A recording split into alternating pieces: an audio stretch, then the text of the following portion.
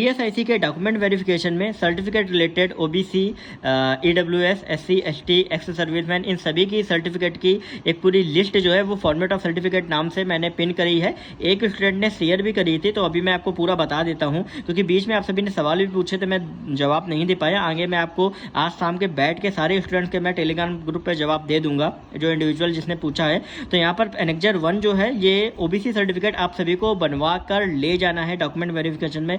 एक चीज़ आप ध्यान रखिए, ये आपका लेटेस्ट का विद इन 1 या 2 मंथ्स के अंदर अंदर आपका ये सर्टिफिकेट बना होना चाहिए। और साफ साफ लिखा हुआ या तो ये डीएम से हो या डिप्टी कमिश्नर या आपका एसडीएम वगैरह से भी अगर वेरीफाई होता है तो वो भी आपका चल जाएगा। और ये सर्टिफिकेट आपको सबमिट करना है। जिनके पास स्टेट का भी सर्टिफिकेट है उनको ये सर्टिफिकेट बनवाना बहुत जरूरी है। तो आप समझ गए एनेक्जर ए का कि क्या इसका यूज है। एनेक्जर बी की अगर हम बात करें तो एनेक्जर बी आपका डिक्लेरेशन है, मतलब ये सर्टिफिकेट आपको सबमिट करना है।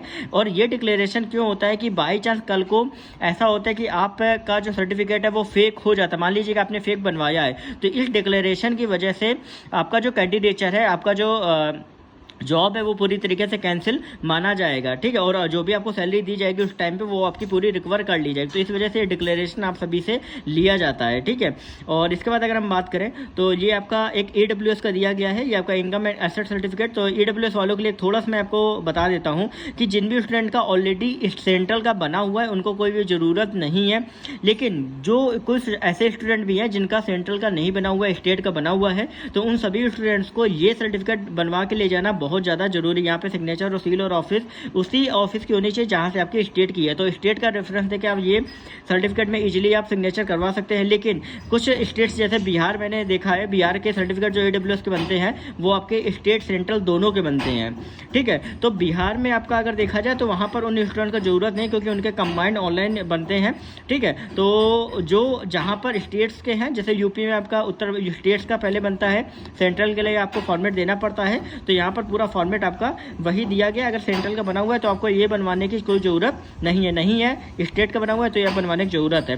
डॉक्यूमेंट वेरिफिकेशन में इन सभी सर्टिफिकेट को जरूर ले जाए, पॉइंट नंबर 6 में क्लियरली मेंशन किया गया है। अब ये यहाँ पे जो है ये अंडरटेकिंग है, ये आपका एक्स सर्विसमैन कैटेगरी से जो भर रहे हैं सिविल पोस्ट के लिए, क्योंकि कई सारे ऐसे स्टूडेंट हैं जो ओबीसी या यूआर में एक्स सर्विसमैन कैटेगरी से बिलोंग करते हैं। उन सभी स्टूडेंट को ये सारी चीज़ें भर के देनी है। और ये सेल्फ अंडरटेकिंग मतलब सेल्फ डिक्लेरेशन आपको देना है। यहाँ पर पूरा दिया गया डिटेल्स वगैरह जो भी है वो आपको भर के वहाँ पर सबमिट करनी है, और आपको कुछ भी यहाँ पर नहीं करना है। बाकी जो भी सर्विस का जो जब आप रिलीव हुए वो सारे सर्टिफिकेट्स आपको ले जाने, मैंने ऑलरेडी वीडियो बनाया हुआ है, टेलीग्राम ग्रुप में भी है, देख लीजिएगा।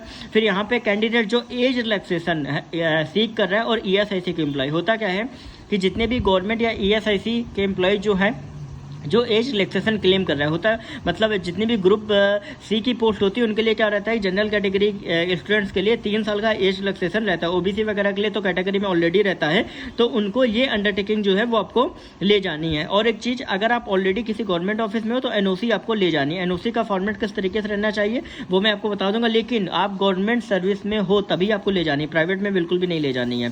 फिर आपका डिफेंस पर्सनल से अगर आप हो तो आपके लिए ये F नंबर का सर्टिफिकेट दिया गया है, ठीक है। यहाँ पे सिग्नेचर ऑफ कमांडिंग ऑफिसर, ये सारी चीज़ें, रैंक वगैरह ये सारी चीज़ें लिखनी है।